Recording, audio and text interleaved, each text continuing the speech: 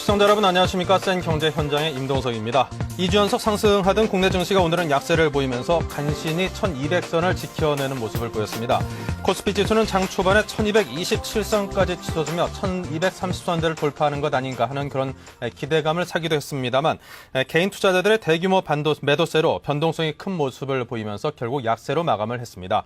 자, 오늘 센 경제 현장에서는 유선시장의 새 강자로 부상한 인터넷 전화 관련 소식과 동대문과 남대문 시장 등 재래시장의 심각한 불황 소식을 여러분께 자세히 전해드리겠습니다. 자, 먼저 최근 경기 침체로 실직자가 늘어나면서 실업급여 신청이 30% 이상이나 폭증했다고 합니다. 이에 따라서 실업급여 인정과 또 지급 업무를 맡고 있는 고용지원센터가 업무량이 폭주하며 몸살을 앓고 있다고 하는데요. 자, 서울경제신문 성인경 기자를 연결하겠습니다. 안녕하세요. 네, 안녕하십니까. 네, 경기 침체로 인한 어려운 고용시장을 반영이라도 하듯 지난달 실업급여 신규 신청자와 또 지급 금액이 사상 최대를 기록했다고요? 네, 그렇습니다. 지난달 실업급여 신규 신청 건수와 지급액이 사상 최고치를 기록했는데요. 올 1월 실업급여 신청자 수는 총 12만 8천 명에 달했습니다. 이는 지금까지 최고였던 지난해 1월에 9만 4천 명보다 36.2%나 증가한 것입니다. 또 근래 증가세가 두드러졌던 지난해 12월에 9만 3천 명보다도 3만 5천 명 많은 것입니다. 이에 따라 1월 실업급여 지급액도 2,761억 원에 달했는데요. 지난해 1월에 2,190억 원과 지난해 12월에 2,487억 원보다 각각 27.1%, 11%가 늘어났습니다. 이처럼 실업급여 신규 신청자와 지급액이 크게 증가한 것은 경기 침체에 따라 비자발적 이직자가 증가하면서 신청률이 높아졌기 때문인데요.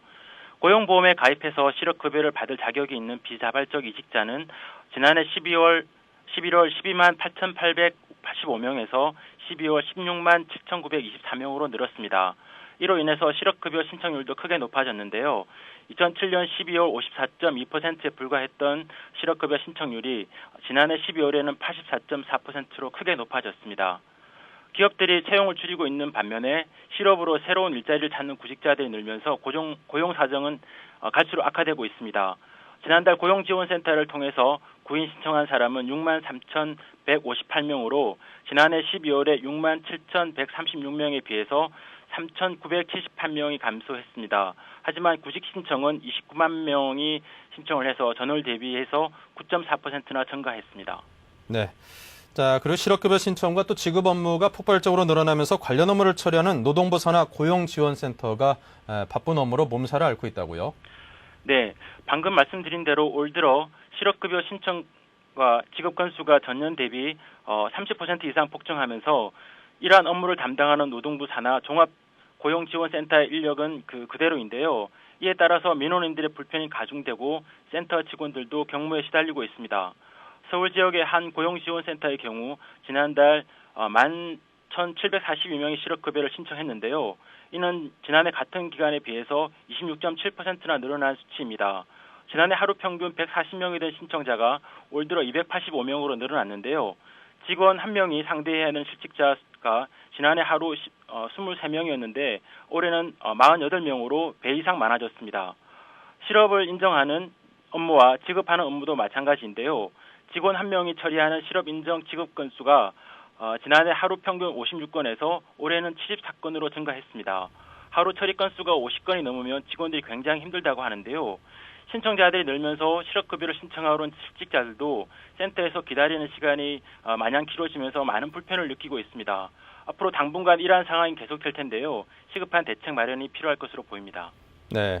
자, 이처럼 실업급여라든가 고용유지 지원금 지급 같은 업무가 늘다 보면은 아무래도 본연적인 그런 기능인 실업자의 취업 발전이라든가 또 직업 상담과 같은 적극적인 그런 서비스가 좀 소홀해지는 것 아니냐 이런 염려가 있을 것 같습니다. 예, 그렇습니다. 고용지원센터는 실업급여 업무나 고용유지지원금 지급 같은 업무 외에도 많은 업무들을 담당하고 있는데요. 중요한 것이 취업 알선 같은 실직자들의 재취업 문제입니다. 하지만 실업급여와 고용유지지원 업무에 너무 집중되다 보니까 이러한 업무들이 다소 소홀하다는 지적도 나오고 있습니다.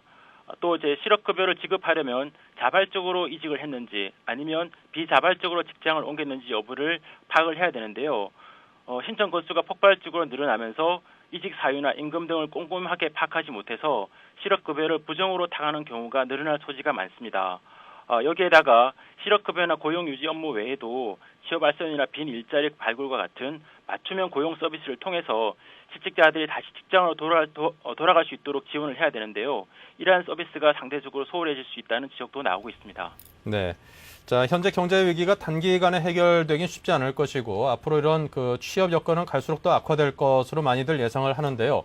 자, 그렇다면 이런 소홀해지는 이런 서비스들을 좀 강화하기 위한 어떤 대책들도 함께 마련돼야 되지 않을까요? 예, 그렇습니다. 지금 현재 고용지원센터의 인력난과 여러 가지 문제점들을 개선하기 위해서는 무엇보다도 취업 알선을 담당하는 직업 상담원 수를 많이 늘려야 한다는 주장이 나오고 있습니다. 하지만 노동부는 정부 정책상 당분간 공공기관의 인력을 늘리기 힘들다는 입장인데요. 대신 460명의 인턴을 뽑아서 10개월간 실업급여나 취업 알선 등 전반적인 고용 업무를 맡길 계획이라고 합니다. 그러나 전문가들은 이들 인턴의 경우 실업급여 인정이나 지급 업무를 맡지 못해서 보조적인 역할에 국한될 수밖에 없는 데다가 전문성이나 책임감이 떨어지기 때문에 고도의 어떤 전문성이 필요로 하는 취업 알선 업무에서도 성공률을 높이는 데 한계가 있다고 지적을 하고 있습니다. 정부는 공공 부분의 효율성을 높이기 위해서 기본적으로 정원을 늘리지 않겠다는 원칙을 고수하고 있는데요. 고용 서비스는 현 경제 위기 상황뿐만 아니라 위기가 지나간 뒤에도 꼭 필요한 서비스라는 점을 감안한다면 인력 충원을 적극적으로 검토할 필요가 있어 보입니다. 네. 자, 지금까지 서울경제신문의 성행경 기자와 함께했습니다. 고맙습니다. 감사합니다. 자, 인터넷 전화가 번호 이동 제도를 도입한 지 100일을 맞았습니다. 자, 특히 요즘에는 인터넷 전화가 값도 싸고 또 품질도 떨어지지 않고 또 좋다라는 그런 평이 나오면서 가입자가 많이 늘어나고 있는 그런 추세라고 합니다. 자, 서울경제신문 정보산업부의 송영규 기자와 이야기 나눠보죠. 안녕하세요. 안녕하세요. 네. 최근 인터넷 전화가 유선 시장의 새 강자로 부상하고 있다고요? 네. 인터넷 전화 번호 이동이 지난 10월 31일 처음 시작된 후 100일이 지났습니다. 그동안 인터넷 전화 가입자 수는 이전과 비교할 수 없을 정도로 많이 늘어났습니다.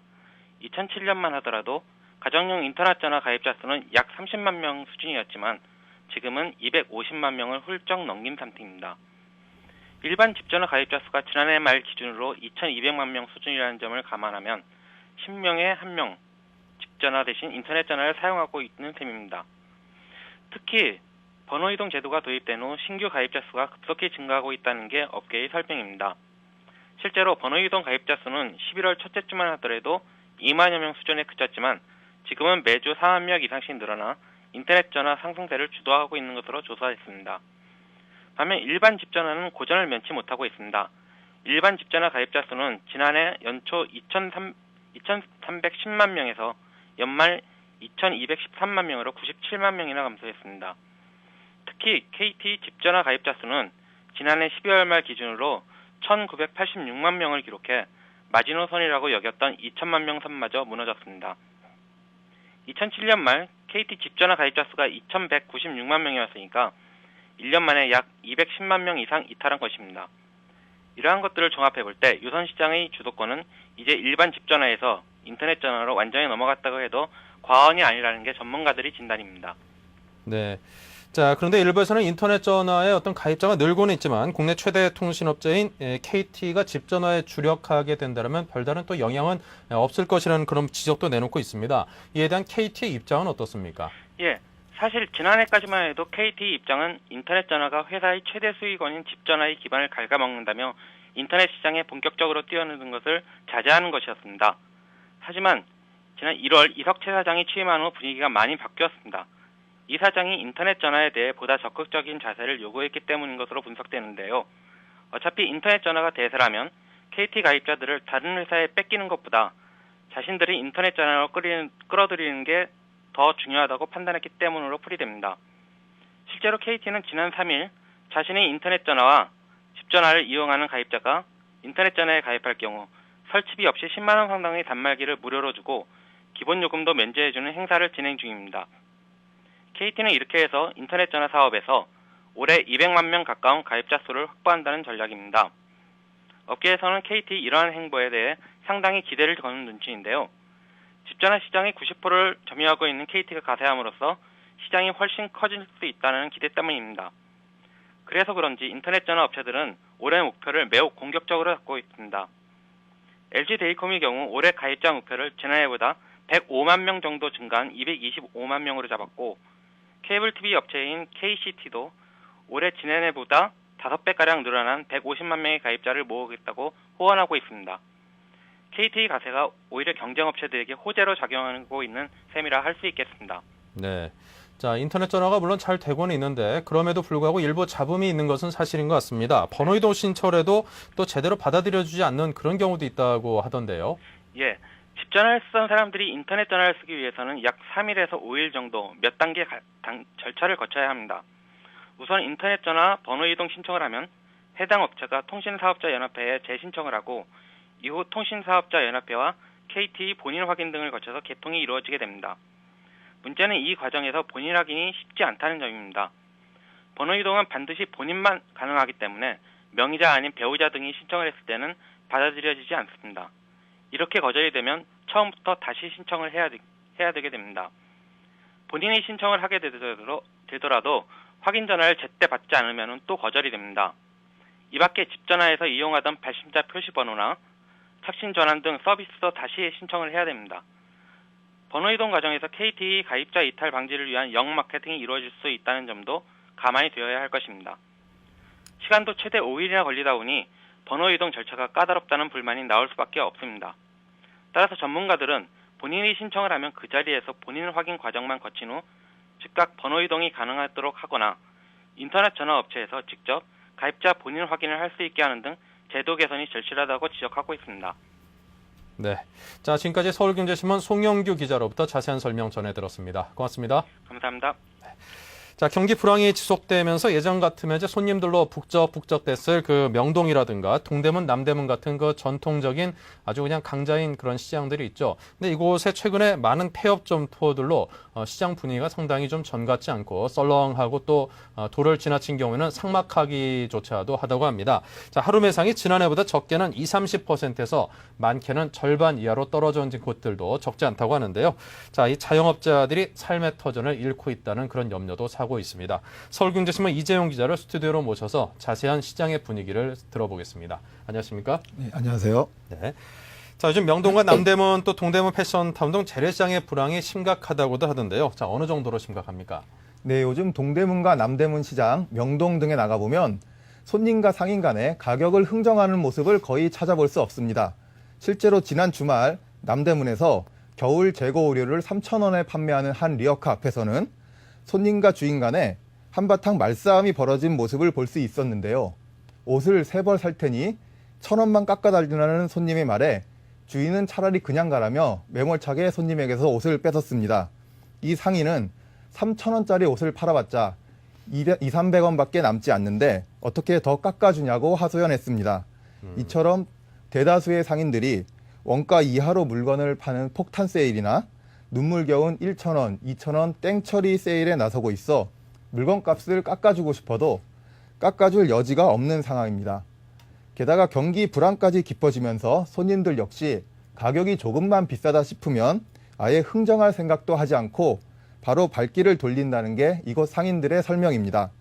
심지어 동대문 의류상가의 경우 옷값으로 2만 원만 불러도 손님들이 비싸다고 다 도망가고 1만 원 남짓하는 간단한 티셔츠 정도만 겨우 팔리고 있는 실정입니다. 네.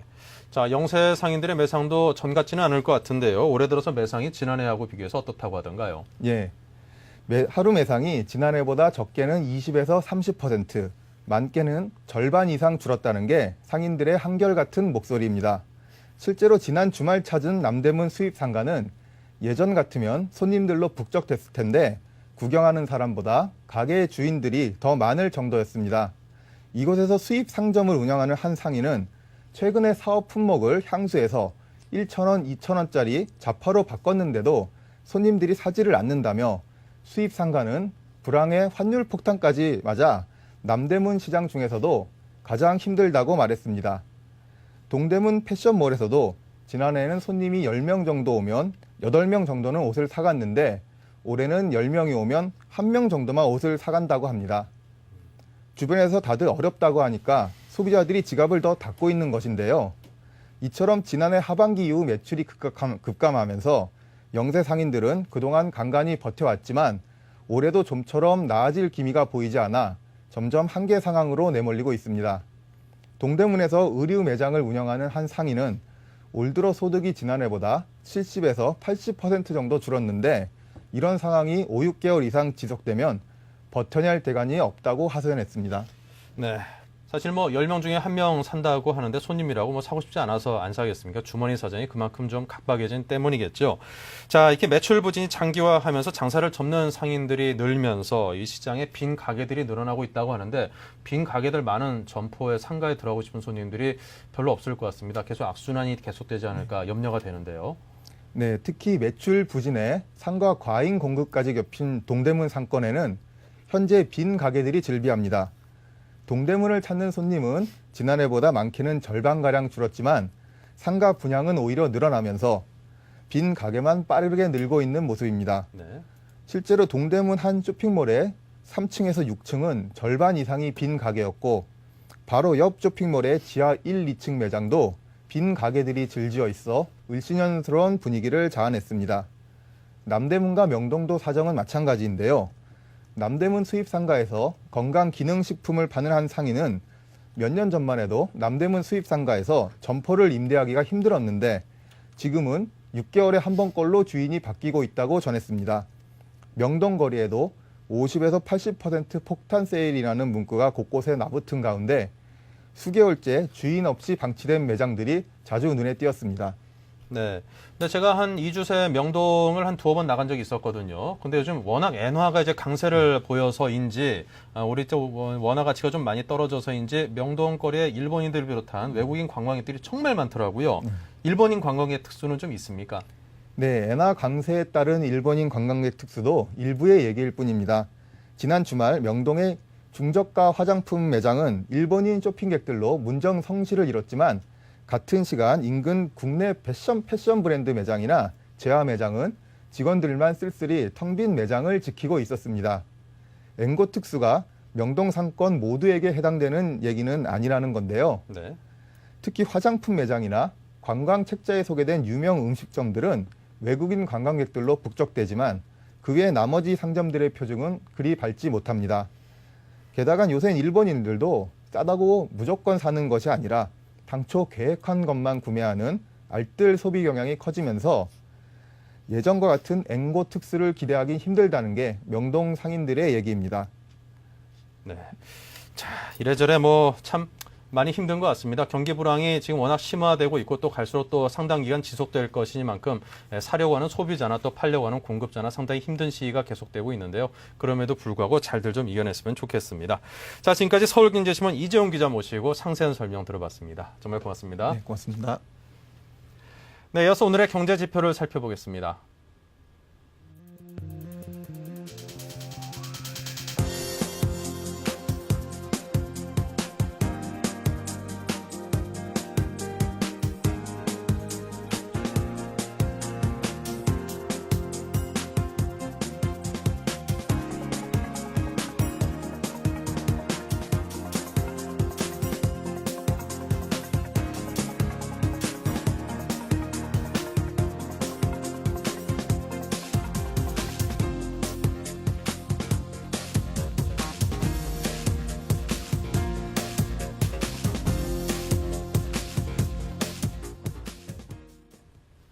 네, 이어서 오늘의 증시 마감 상황을 알아보겠습니다. 서울경제신문 증권부의 박혜욱 기자 연결돼 있습니다. 안녕하세요.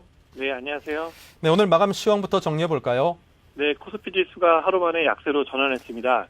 9일 코스피 지수는 전날보다 7.57포인트 내린 1202.69포인트에 장을 마쳤습니다. 지난 주말 뉴욕 증시가 급등했다는 소식에 10포인트 넘게 출발한 지수는 기관의 매수세 축소와 개인 매도세 확대로 하락 반전했습니다. 매매 주체별로는 개인이 582억 원, 투신이 66억 원 팔면서 하락을 주도했고 외국인만이 471억 원 순매수를 기록했습니다. 네. 자, 그렇다면 판매사별로 또 동일 펀드에 대한 위험 등급이 달라서 또 혼란스러웠는데 펀드 위험 등급이 통일될 것이라는 그런 소식도 들려와 있던데요. 이에 대한 자세한 설명 좀 해주시죠. 네. 펀드 위험 결정 권한이 판매 회사에서 자산 운용사로 넘어감에 따라 펀드 위험 등급이 통일될 것으로 보입니다. 9일 금융투자협회에 따르면 투자자 혼란을 막기 위해 은행, 증권사 등 판매 회사에 따라 차이를 보였던 펀드 위험도 등급을 통일할 것으로 알려졌는데요. 금투협 한 관계자는 펀드 판매사가 펀드 위험도를 분류하다 보니 같은 펀드 상품이라도 위험 등급이 달라지는 경우가 생겨 고객들의 혼란을 부추기고 있다며 자산운용회사가 위험 등급을 결정하면 판매회사들이 이를 그대로 수용케 하는 방안을 추진하고 있다고 밝혔습니다. 네. 자, 그리고 해외 증시 얘기로 넘어가 보겠습니다. 요즘 들어서 중국 증시가 상승을 하고 있습니다. 강세를 나타내는데 이런 강세 기조가 당분간 이어질 수 있을지 그 전망이 어떻습니까? 네, 중국 상하이 증시가 9일 지난해 10월 이후 처음으로 2200선을 돌파하자 추가적인 상승 가능성에 무게가 실리고 있습니다. 이는 중국 정부의 부양책에 대한 기대감과 일부 경기 지표들이 호전되고 있기 때문으로 분석되는데요. 특히 외국계 증권사를 중심으로 상하이 증시가 강세를 지속할 것이라는 전망이 나오고 있습니다. UBS 증권은 기업들의 실적이 지난 4, 4분기에 바닥을 찍은 후 올해 1, 4분기나 2, 4분기에는 호전될 가능성이 크다며 올 상반기 기업들의 실적은 지난 하반기부터 시작된 재고 청산, 석탄, 철근 가격 등의 상승에 힘입어 호전될 것이라고 분석했습니다. 이에 앞서 BNP 파리바 증권은 지난주 보고서를 통해 중국 정부가 추진하고 있는 농촌 지역에 대한 지원과 보건 부분 개혁은 장기적으로 중국 경제 체질을 강화할 것이라며 이머징 마켓 중에서 중국 증시 비중 확대를 추천한다고 밝혔습니다. 네. 자, 중국 증시 관련해서 우리 투자자들의 투자금이 많이 묶여 있는 이만큼 좀 더 상승해서 그 손실이 좀 메꿔졌으면 좋겠습니다. 자, 지금까지 박희욱 기자로부터 전해 들었습니다. 고맙습니다. 네, 감사합니다. 네, 딱 1년 전 이맘때 우리 전 국민들이 굉장히 많이 속이 상한 적이 있었습니다. 국보 제1호인 숭례문이 화재로 소실된 지 내일로 딱 1년째를 맞게 된다고 하는데요. 자, 숭례문은 설 연휴 마지막 날이던 작년 2월 10일 밤 방화로 인해서 불이 난 지 5시간 만에 새까맣게 타버려서 전부 소실되고 말았습니다. 자, 문화재청은 그동안의 복원 상황을 우리 궁금해하는 국민들에게 보여주기 위해서 특별히 내일 하루 동안 숭례문을 개방한다고 합니다. 자, 숭례문 개방은 내일 오전 11시부터 오후 5시까지 진행이 되고요. 현장 관람의 입장 인원은 한 번에 70명으로 제한이 됩니다. 숭례문 복구 작업은 설계 마무리 후 내년 1월부터 본격적으로 시작이 되고요. 5년 동안 총 250억 원을 투입해서 오는 2012년 12월에 완료될 예정입니다. 네, 생경제 현장 잠시 후 뉴스 단신을 전해드립니다.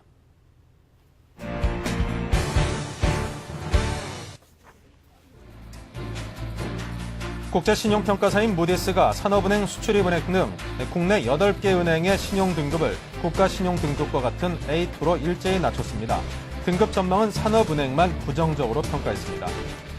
98개 건설 조선사에 대한 신용위험평가가 예정보다 한 달 늦춰진 다음 달 중순에 실시됩니다. 채권은행들이 반기나 분기 자료가 아닌 2008년도 결산 자료를 활용하기로 했기 때문입니다. 철광석, 곡물 등을 운송하는 벌크선의 운임지표인 BDI 지수가 1,600선을 넘어섰습니다. BDI 지수 상승은 해운 시황과 중국의 철광석 운송 수요가 회복된 데 따른 것으로 풀이됩니다. 파이낸셜 타임스는 올해 PC 판매가 8년 만에 줄어들 가능성이 크다고 보도했습니다. 선진국 시장은 물론 신흥시장 역시 위축 조짐을 보이는 등 글로벌 업황이 악화되는 추세임을 그 이유로 들었습니다. 네, 잠시 후 증시전략센터를 이어가겠습니다.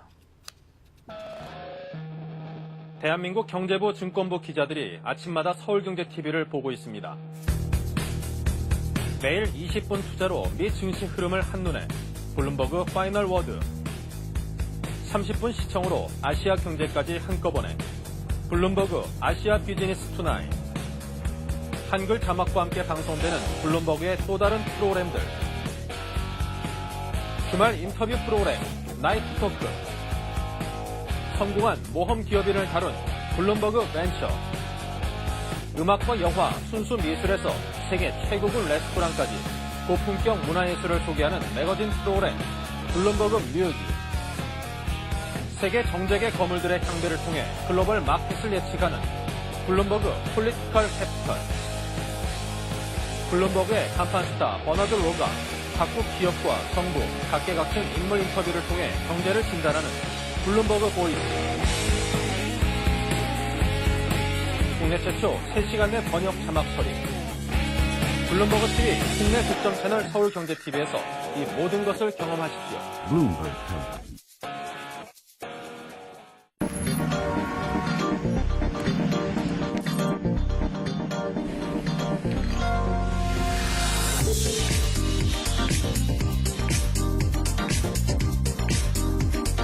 허브TV, 국내 독점 채널 서울경제TV.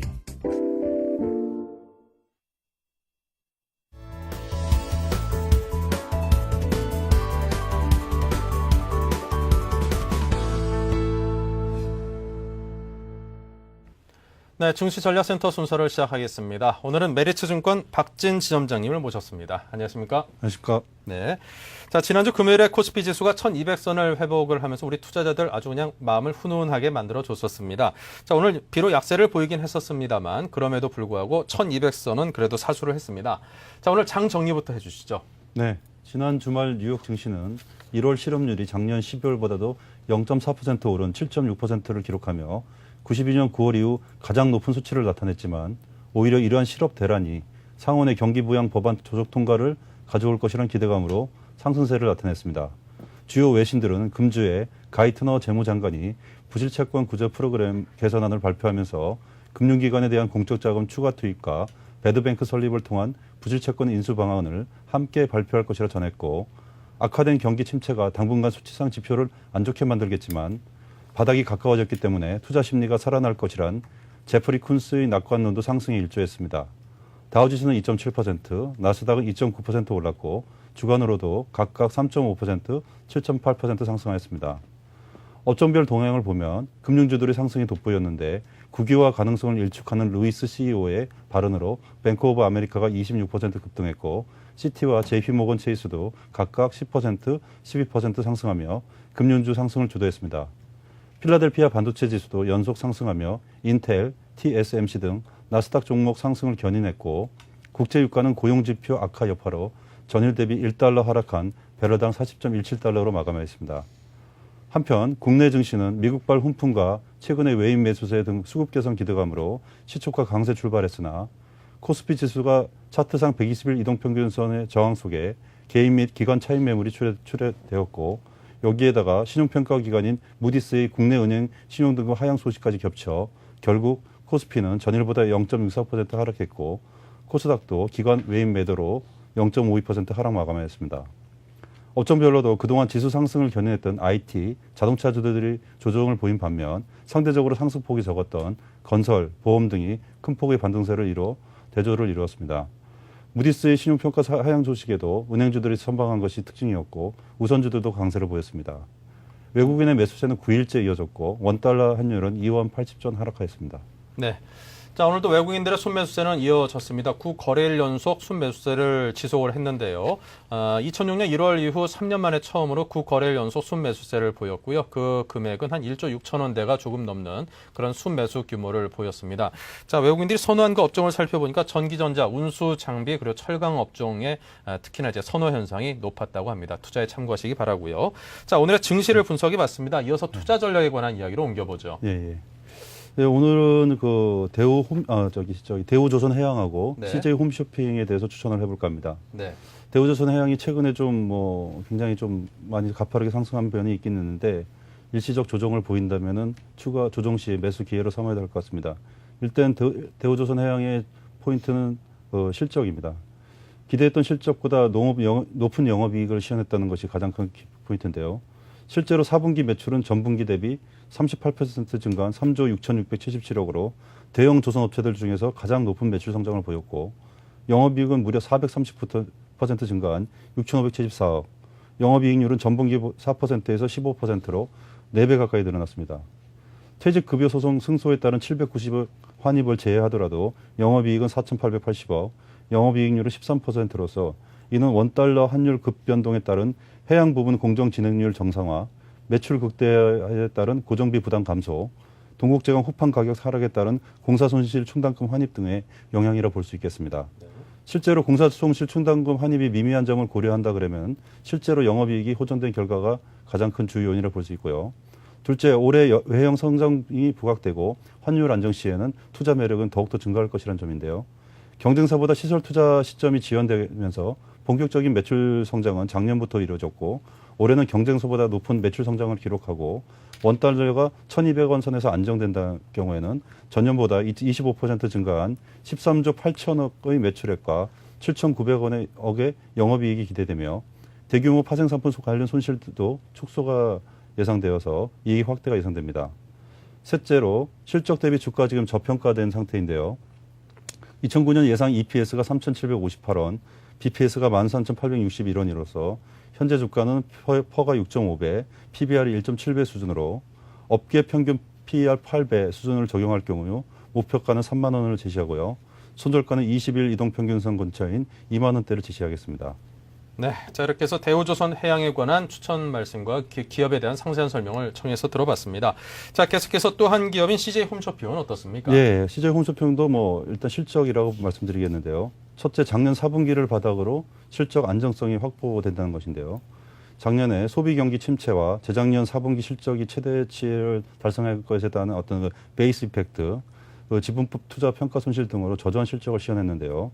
4분기 이후에는 영업 안정과 불확실성 제거로 펀더멘탈이 안정화될 것으로 기대되는데 그 근거는 저수익 사업부 판관비를 축소시키고 효율적 보험 판매와 부실한 자회사 정리로 불확실성을 제거하고 중국을 통한 성장성을 키우겠다는 것입니다.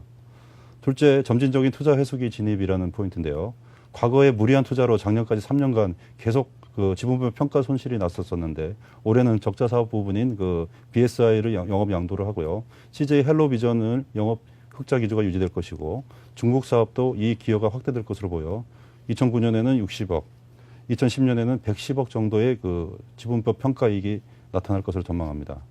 이는 점진적인 투자 회수기를 진입했음을 시사하는 중요한 포인트가 될 수 있습니다. 셋째는 그 영업 가치와 투자 자산 가치를 고려할 때 주가가 저평가됐다는 것인데요. 영업 가치가 4,204억, 그리고 지역 케이블 방송인 SO 등 그 투자 자산 가치가 3,532억 등을 반영한 적정 주가는 56,000원인데 중국 사업과 SO 가치가 IPO라든지 M&A 활성화 등으로 더 상향될 수도 있겠습니다. 2009년 예상 EPS는 5,086원, 6원, BPS는 42,637원을 감안하면은 현재 주가 수준은 PER 8.3배, PBR 1배로서 이는 투자 자산 가치를 지금 최소화시켜서 반영한 것으로 중국의 동방 CJ라든지 SO 사업이 활성화될 경우에는 목표 가격은 더 올라갈 수 있으므로 보수적인 목표가를 55,000원, 손절가는 60일 이동평균선 근처인 38,000원으로 제시하겠습니다. 네. 자, 이렇게 해서 CJ 홈쇼핑에 관한 의견까지 함께 청해 들어봤습니다. 요즘같이 아무래도 좀 경기가 안 좋고 그럴 때는 특히나 이제 홈쇼핑이라든가 인터넷 쇼핑 등등을 해서 보다 더 싸게 쇼핑을 하시려는 그런 소비자들의 심리가 많아서 상대적으로 이런 불황기가 오히려 또 호황기일 수도 있다라는 그런 분석도 함께 받고 있지요. 자, 박진 지점장님, 지난 1월 초에도 이제 1200선을 회복을 했다가 이틀 만에 다시 하락세로 돌아선 경험이 있는데요. 자, 코스피 지수가 이제 1200선을 다시금 회복을 했습니다. 이번에는 지켜내고 또 상승의 발판으로 활용을 할 수 있을지 그에 대한 점이 좀 궁금합니다. 글쎄요, 오늘 1200선 돌파가 결국 그 지난번 그 진바닥이라 할 수 없지만 리만 사태 이후로 10월달에 폭락한 이후로 지금 네 번째 시도인 걸로 알고 있거든요.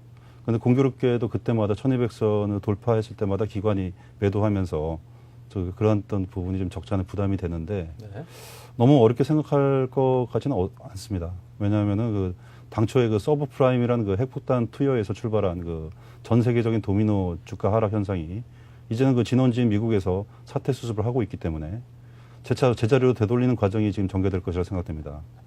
물론 그 나라마다 다소간 차이는 회복하는데 차이는 있겠지만 오히려 아시아 시장은 그 금융부채나 외환 보유고 면에서 다른 이머징 국가들보다는 비교 우위에 있어서 회복 속도도 상당히 빠를 것으로 전망하고 있습니다.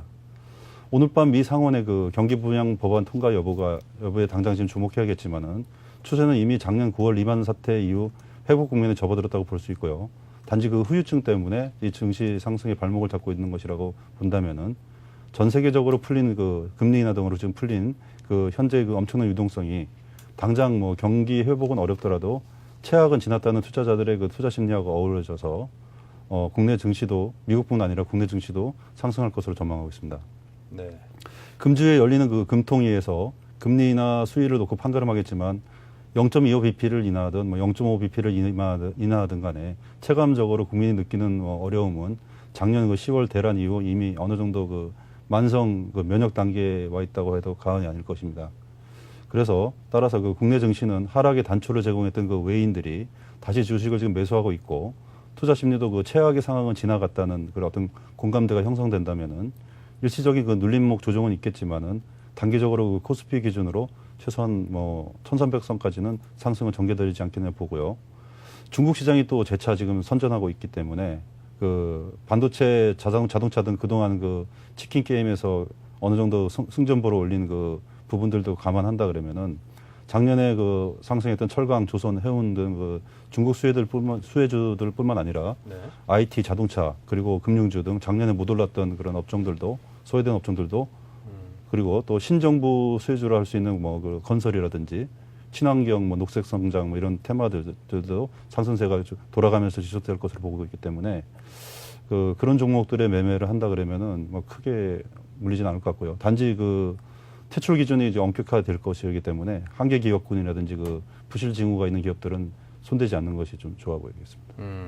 이제 개인 투자자분들께서 이제 가장 좀 저지르기 쉬운 실수 가운데 하나가 좀 높은 이득을 좀 원하고 이런 그 리스크 상황에서 좀 한계 기업이라든가 그런 기업들이 야 이게 뭐 나갈 줄 알았다가 살아나면 그 수익률이 얼마야라는 생각에 섣불리 손댔다가 이 원전도 참 못 건지는 그런 경우들을 간혹 볼 수 있는데 그런 리스크는 가급적이면 좀 피해야 될 때라는 그런 조언으로 받아들이고 이해를 하시는 게 분명히 좋을 듯 싶습니다. 자, 지금까지 메리츠증권 박진 지점장과 함께 오늘 증시 분석과 함께 1200선대 위에 올라서 있는 지금 지수 과연 앞으로 지속되고 또 더욱더 상승할 수 있을 것인가에 대한 그런 의견까지 함께 청해서 들어봤습니다. 도움 말씀 고맙습니다. 감사합니다. 네, 잠시 전하는 말씀 듣고요. 센 시장 분석을 이어가겠습니다. 대한민국 경제부 증권부 기자들이 아침마다 서울경제TV를 보고 있습니다. 매일 20분 투자로 미 증시 흐름을 한눈에 블룸버그 파이널 워드 30분 시청으로 아시아 경제까지 한꺼번에 블룸버그 아시아 비즈니스 투나잇 한글 자막과 함께 방송되는 블룸버그의 또 다른 프로그램들 주말 인터뷰 프로그램 나이트 토크 성공한 모험 기업인을 다룬 블룸버그 벤처 음악과 영화, 순수 미술에서 세계 최고급 레스토랑까지 고품격 문화예술을 소개하는 매거진 프로그램 블룸버그 뮤직 세계 정적의 거물들의 향배를 통해 글로벌 마켓을 예측하는 블룸버그 폴리티컬 캐피털 블룸버그의 간판스타 버나드 로가 각국 기업과 정부, 각계각층 인물 인터뷰를 통해 경제를 진단하는 블룸버그 보이스. 국내 최초 3시간 내 번역 자막 처리. 블룸버그 TV 국내 독점 채널 서울경제TV에서 이 모든 것을 경험하십시오.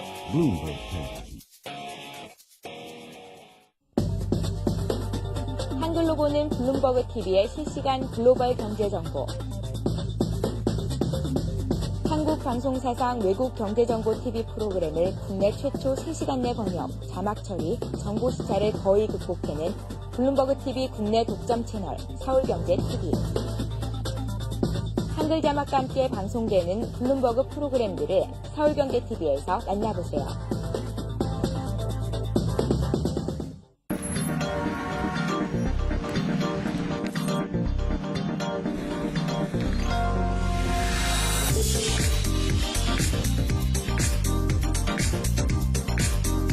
블룸버그 TV 국내 독점 채널 서울경제TV.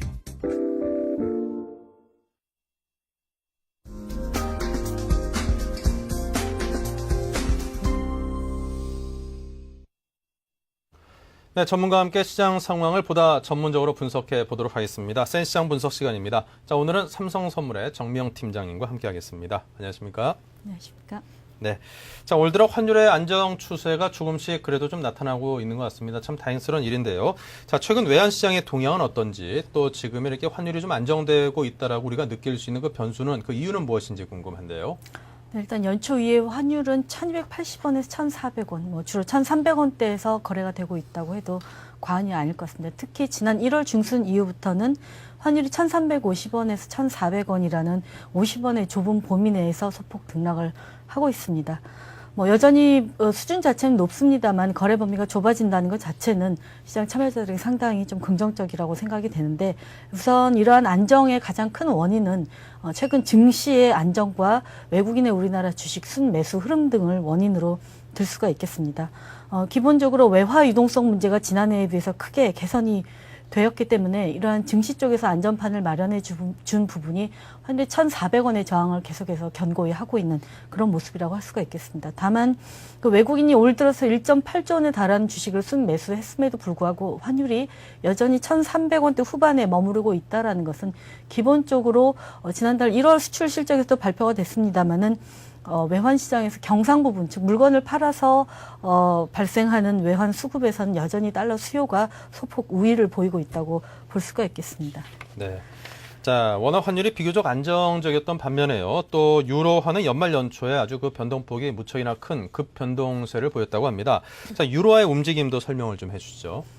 네, 지금 그동안 그 달러 약세 시기 동안에 그 달러를 대체할 수도 있다라는 인식이 네. 부각됐던 게 유로화입니다. 그런데 지난해 하반기부터 굉장히 좀 불안정한 모습을 나타내고 있습니다. 특히 작년 12월에는 한 달 동안 무려 10%가 달러에 대해서 환율이 급등을 했다가 네. 1월 달에는 고스란히 그 상승폭을 반납하는 그런 급변동성을 나타내고 있습니다. 작년 12월에 한때 1.47달러까지 치솟았다가 최근에는 1.30달러를 밑도는 그런 모습을 나타내고 있습니다. 따라서 그 유로 달러 환율의 변동성 역시 평상시에 한 평균 10% 근처에서 지금 현재 2배 정도인 20%로 급상승한 상황입니다. 다만 최근 들어서는 1월 이후에 그런 하락의 추세는 이어지고 있습니다만은 1월 중순 이후에 유로 달러 환율의 변동성 자체는 감소를 하고 있는 상황입니다. 네. 자, 그렇군요.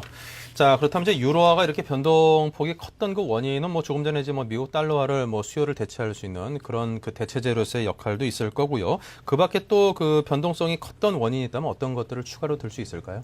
네, 일단 최근 그 12월과 1월과 워낙 극도로 대비되는 움직임을 보였기 때문에 네. 과연 무엇이 이러한 상승과 급락을 이끌었느냐 네. 좀 주의 깊게 살펴볼 필요가 있는 것 같습니다. 우선 12월 달에 유로 달러 환율의 급등은 소위 작년 7월부터 그 세계 경기 침체가 확인이 되면서 달러가 주요 통화 대비 초강세를 나타냈습니다. 이에 따라서 유로 달러도 한때 1.60을 넘어갔다가 급격하게 급락을 했고 거기에 대한 반작용으로 볼 수가 있겠습니다. 또한 작년 12월에는 그 소위 미국 연방준비위원회가 미국의 그 금리 정책을 제로로 인하를 했습니다. 그리고 양적 완화 정책을 도입을 하겠다고 발표했다라는 점이 그 미국과 다른 지역 간의 금리 차를 확대시키면서 이런 부분이 또한 유로의 급등 요인으로 작용을 했고 지난 연말에 세계 증시가 비교적 좀 안정적인 흐름을 보였던 부분도 반사적인 유로의 강세를 이끌었다고 볼 수가 있겠습니다. 그런데 1월 들어서 분위기가 상당히 좀 반전되고 있습니다. 네. 크게 한 3가지 정도 요인으로 볼 수가 있겠는데요. 우선 그 유럽 지역의 경기 악화를 들 수가 있겠습니다. 물론 작년 하반기부터 세계 경기 침체될 것이라는 부분이 확인이 되긴 했었지만은 올 1월 달에 확인하는 유럽 쪽의 지표들은 생각보다 유럽 쪽의 경기가 훨씬 더 안 좋다라는 인식을 확인을 시켜주고 있습니다. 특히 유로존 같은 경우는 물가 상승 압력을 들어서 금리 인하에 상당히 소극적이었습니다만은 작년 연말부터 유럽 쪽의 물가 상승 압력도 뚜렷하게 둔화가 됨으로 인해서 이번 2월 달에는 유럽 정책 금리가 동결이 됐습니다만은 3월 달에는 현행 2%인 금리를 추가적으로 인하할 것이 확실시 되고 있습니다. 네. 이유도 올해 유로존의 경제 성장 전망을 1.9%로 인하한 등 유럽 지역에 대한 경기 우려가 기본적인 원인이라고 생각이 됩니다. 두 번째로는 이와 따로 떨어져 있는 변수는 아니지만은 이들 지역의 신용 리스크가 확대되는 부분을 들 수가 있겠습니다. S&P가 그리스나 스페인, 포르투갈 등의 신용 등급을 하향 조정한 바 있고요. 최근엔 또 동유럽 지역 경제가 상당히 불안하다는 그런 뉴스들이 나오면서 이 부분도 또한 유로화의 동반 약세를 이끌고 있습니다. 특히 유럽 지역은 다른 지역에 비해서 그 정부의 부채 비율이 상당히 높다라는 점이 최근에 이들 유럽 지역의 그 신용 등급 하향 조정의 원인이 되고 있습니다. 그리스 같은 경우는 GDP 대비 정부의 부채 비율이 100%에 육박을 하는 등 이러한 문제들이 부각이 되고 있습니다. 마지막으로는 그 유럽이 공동 통화이다 보니까 이런 공통 통화가 경기 침체에 효과적으로 대응하기가 상당히 어렵지 않겠느냐라는 인식이 부각이 되고 있습니다. 국가마다 경기 상황이 다 다를 거고 어떤 경기의 구조도 다를 거고 재정 상황도 모두 다 다릅니다. 그렇기 때문에 각 국가에 가장 적합한 정책들을 이끌어내야 되는데 공통 통화를 사용하다 보니까 재정 정책이나 금리 정책에 있어서 상당한 제약을 받을 수밖에 없습니다. 모두 다 이제 같은 그 정책의 흐름을 해야 되기 때문에 어떤 정책 조율을 하기도 어렵고 정책을 시행했을 때 그것이 각 국가에 진짜 효과를 발휘할 것이냐 여기에 대한 의구심이 부각되는 점도 최근에 좀 유로화 약세 원인이라고 할 수 있겠습니다. 네. 자, 그렇다면 이제 일반적으로 금융시장에서는 이제 달러화의 급락 가능성에 대한 언급들이 상당히 많습니다. 지금 이제 뭐 달러가 이렇게 강세를 보이는 것은 좀 맞지 않는 상황인 것 같다라는 그런 의견들도 적지 않은 것 같고요. 자, 이와 관련해서 좀 설명을 더 해주시죠. 네, 그렇습니다. 뭐 늘 달러의 급락 얘기는 어디든지 지금 쉽게 예. 접할 수 있는 뉴스인 것 같습니다. 달러 급락을 시장에서 예측하는 가장 큰 근거는 지금 미국이 이런 금융위기를 타개하기 위해서 엄청난 달러를 찍어내고 있습니다. 네. 그리고 엄청난 양의 달러를 시장에 풀고 있습니다. FRB의 자산 같은 경우에 2007년 말에 8,600억 달러가 총 부채였었는데 2008년 말에는 2조 2천억 달러로 총 부채가 배 이상 급증을 한 상황입니다. 일단 올해도 각종 어떤 유동성 지원 프로그램을 집행을 하면서 1조 달러 이상 추가적으로 늘어날 것으로 전망이 되고 있고요. 두 번째로는 걷잡을 수 없는 미국의 재정 적자를 들 수가 있겠습니다. 올해 2009년 회계연도의 재정 적자가 1조 달러에 달할 것으로 전망이 되고 있기 때문에 이런 부분 때문에 결국 미국 경제가 버틸 수 없을 거다라는 것이 달러의 급락의 근거입니다. 그런데 지금의 상황은 정상적인 경제 상황이라고 볼 수가 없겠죠. 전 세계가 유례없는 경기 침체를 겪다 보니까 소위 환율의 외환 시장에서도 환율을 결정하는 데 있어서 이런 기본적인 팩터보다는 소위 어디가 지금 더 나쁘냐, 어디가 더 위험하냐, 소위 못난이 뽑기 대회처럼 그런 부분들이 시장에 반영되고 있는 측면이 있습니다. 지금 미국도 엄청나게 심각한 문제점을 갖고 있지만은 미국 이외 지역의 신용 리스크가 여전히 높은 상황이고요. 그다음에 여전히 금융시장이 불안하다 보니까 많은 나라들이 달러 유동성 부족 문제를 겪고 있습니다. 또한 세계 경기가 위축되다 보니까 전통적으로 경상 흑자를 나타내는 국가들의 경상 흑자 폭도 대폭적으로 감소하고 있는 그런 측면하고 또한 그 오바마 신정부가 민주당 정부가 전통적으로 달러 강세 정책을 펴고 있기 때문에 이런 부분도 외환 시장에 영향을 미치고 있기 때문에 결국은 이런 그 비정상적인 상황에서는 미국의 구조적인 좀 치명적인 약점이 부각되기보다는 오히려 이제 이런 부분들이 점차 해소가 되면서 경기 회복에 대한 신호들이 나타날 때 이런 달러 약세의 변수들이 본격적으로 반영이 되지 않을까 생각을 하고 있습니다. 네. 자, 그럼 끝으로 이제 한 가지만 더 여쭤보겠습니다. 이런 국제 외환 시장에서의 이런 환율의 움직임이 과연 제 우리나라 원화 환율에는 과연 어떤 영향을 미칠 것인지 좀 종합적으로 짧게 정리를 부탁드리겠습니다. 네, 그렇습니다. 달러 원 환율이라는 건 달러의 가치와 원화의 가치의 상대적인 그 차이를 나타내는 거기 때문에 물론 글로벌 달러의 흐름이 우리나라 환율에도 그대로 영향을 줍니다. 그런데 지난해는 좀 상당히 이례적인 상황이었었죠. 네. 우리나라 고유의 악재들이 부각이 되다 보니까 글로벌하게는 달러가 약세를 보이는데 원화가 그러한 달러에 대해서 약세를 보이는 현상이 나타났습니다.